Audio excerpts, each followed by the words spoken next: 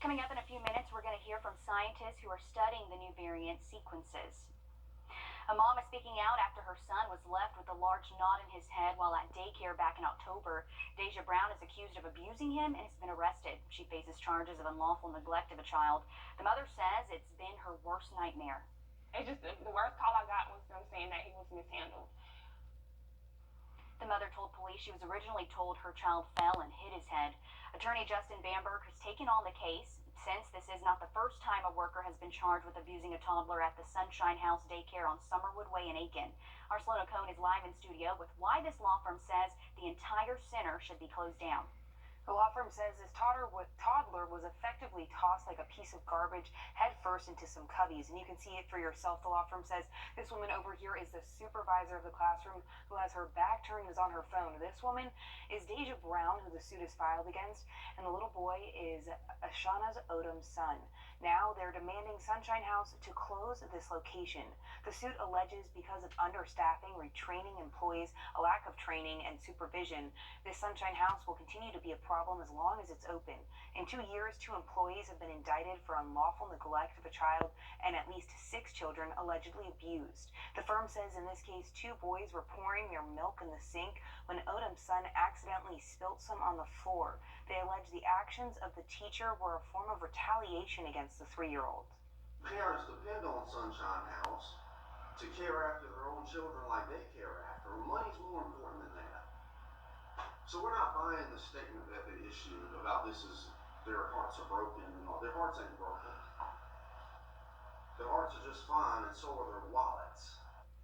And they serve Sunshine House the suit today, and corporate has 30 days to respond. And coming up on News 12 at 6 o'clock, I'm diving deeper into the lawsuit and what they call a pattern of problems at this location.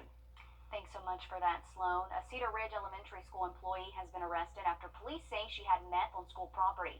The Grovetown Police Department says Kelly Nile had meth in her car and in an employee bathroom. They say no students had access to the drugs. She's no longer employed at the district. Nile is facing possession of narcotics charges and is in jail. Taking you outside and giving The 2 lawsuits that have both resulted in vaccine mandates being temporarily blocked for now to both be heard sometime in early 2022. The state will be seeking for those mandates to be permanently blocked. Reporting from the State House, I'm Mary Green. Wilson says there are other lawsuits South Carolina is looking at right now in response to other potential mandates that could come out of Washington. A community is mourning in Michigan after another student lost their life in a school shooting, making it now the 4th death. The suspected shooter, now identified as 15-year-old Ethan Crumbly, also wounded 7 other people. This was at least the 28th school shooting in the U.S. this year. Nancy Chen reports from Oxford, Michigan, outside the school. School shooting at Oxford High School. The first 911 call was made at 12:51 p.m. local time. Over 100 more calls followed. Police officers were dispatched by 12:52 p.m. and in the next 2 to 3 minutes, they had the suspect in custody, a 15-year-old sophomore armed with a semi-automatic gun, firing at least 12 rounds. It was loaded at the time and still contained 7 rounds of ammunition. But before police cleared sheltering students and staff, video from the school showed students inside classrooms during those terrifying minutes. In one video, students can be seen talking to someone on the other side of a locked door who appears to want to enter. Sheriff's office. They can come out. Need to come out.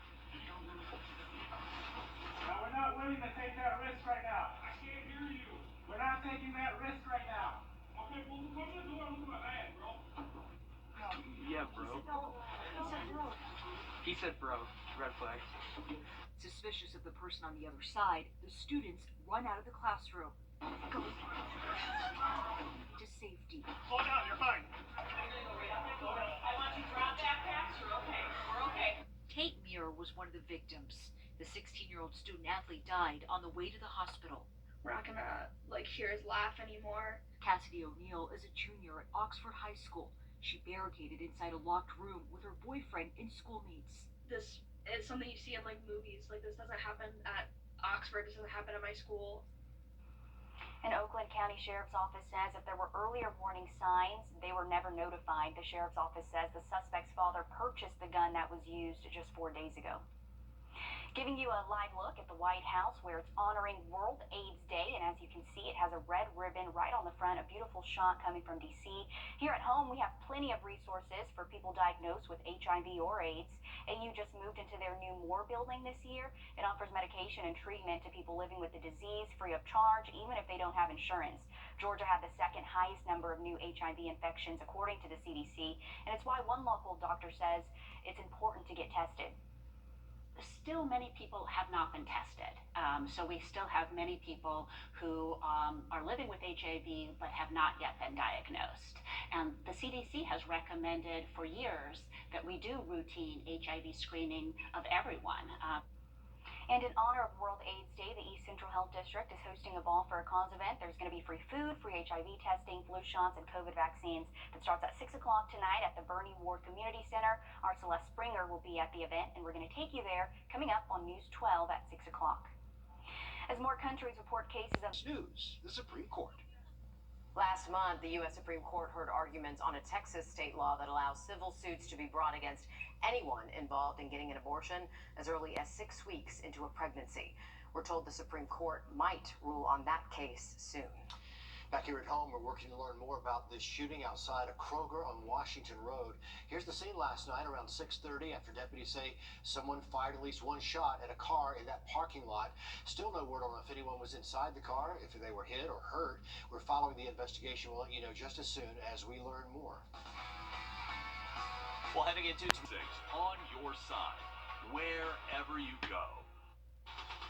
From the station that's on your side. This is News 12 at 6 o'clock. Aiken Daycare is now getting sued by a mom after police say this daycare worker caused this knot on a 3-year-old.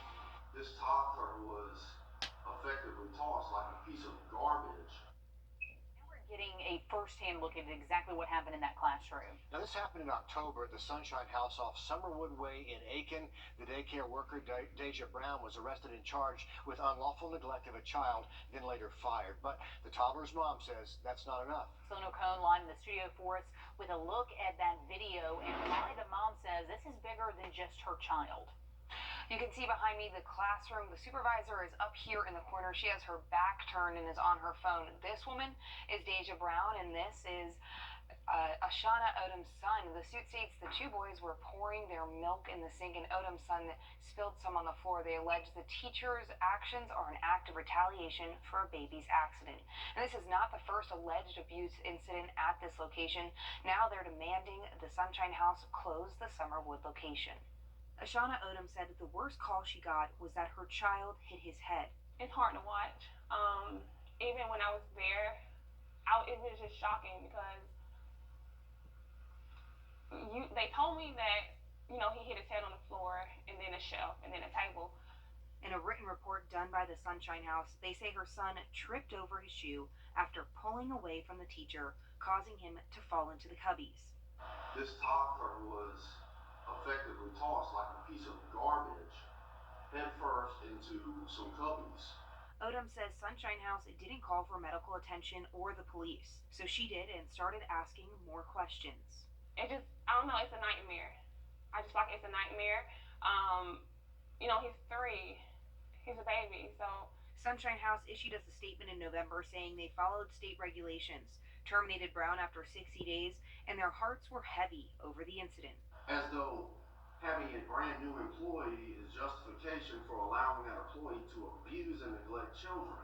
In 2019, a lawsuit against Sunshine House over allegations of 5 children abused and neglected, and a very similar heavy-hearted response. Their hearts are just fine, and so are their wallets. There are 3 Sunshine House locations within 10 minutes of one another. According to a state review, we looked, and per state guidelines, 52% of their violations could pose a risk or negatively impact the health and safety of children. I reached out to Sunshine House, but haven't heard back yet. These attorneys served Sunshine House the suit this afternoon, and they have 30 days to respond. Thank you for that, Sloan. A small amount of meth found at a school in Grovetown this morning, and now a school employee is behind bars. Grovetown officers tell us the school nutritional manager at Cedar Ridge Elementary has been arrested on suspicion of possession. Around 8:30, officers found the meth in an employee restroom, one that can only be accessed by a key. A canine later did a search of the employee parking lot and found drugs in Kelly Niles' car. Niles had been with the district since 2013, but school officials say she's not an employee anymore. Giving you a live look now over the medical district year.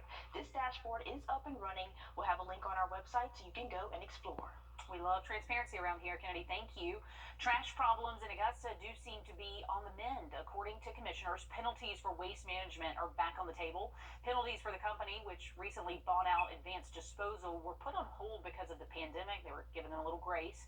But after recent complaints of missed routes, the city put them back in place, and they do seem to be working.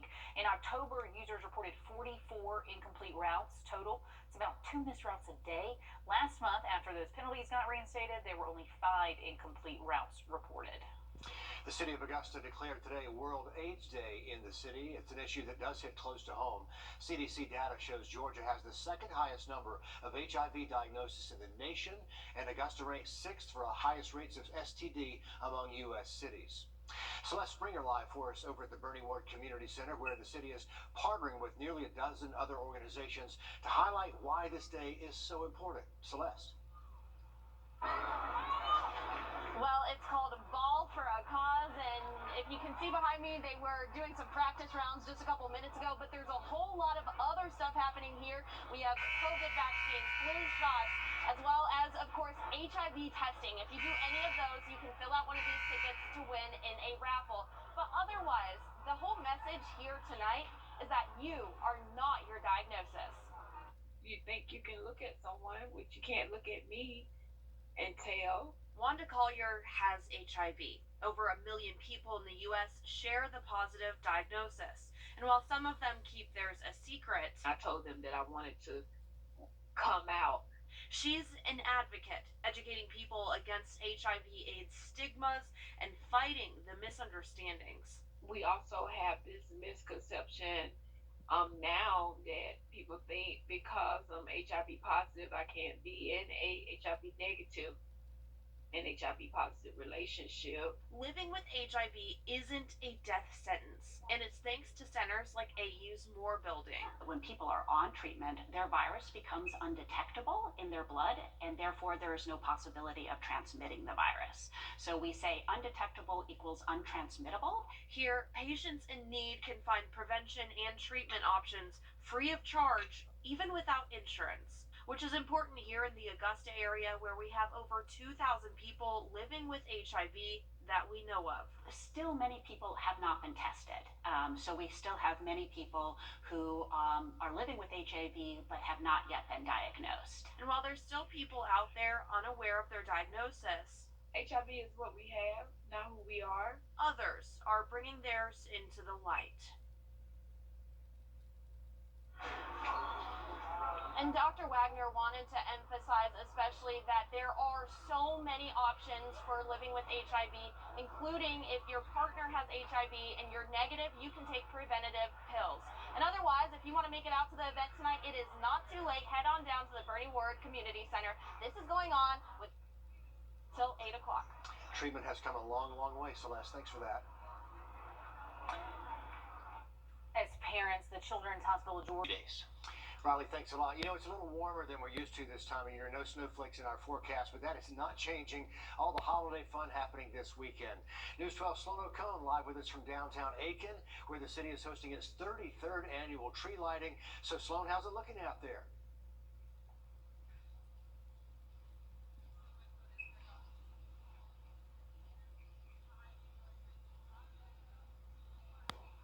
We choose our family in the military. This is our family. A 55-year tradition, the Christmas house is Santa's workshop at Fort Gordon. We have a statement that was put on one of the applications that says, "Without you, my children wouldn't have a Christmas." So that's huge. Service members E5 and below are helped by elf volunteers, picking out toys to spread Christmas cheer. All for free, they get a select number of toys for under their tree. Being able to stabilize and have a place where they feel at home and they feel appreciated and loved is absolutely a wonderful opportunity, both for them and for the people who operate this amazing, amazing place.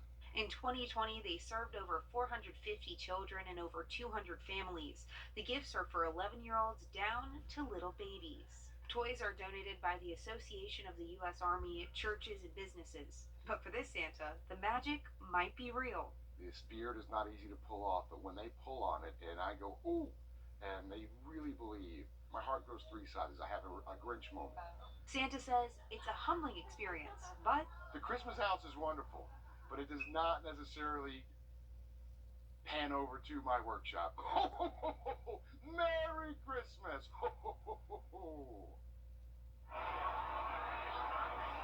Now, I know there are some technical issues. My microphone died, but the energy out here is so high. Y'all can see kids drinking hot cocoa. The choir just got off the stage. Families are eating s'mores, and it really is just a great time. So if you have time, I recommend coming out here. But I will say you can help donate to the Christmas Tree House. You can go on their Facebook page or on their website. You can donate, and you can also volunteer. So I highly recommend checking out that awesome program. And Sloan, just to double check, have they flipped the switch to light the tree there yet?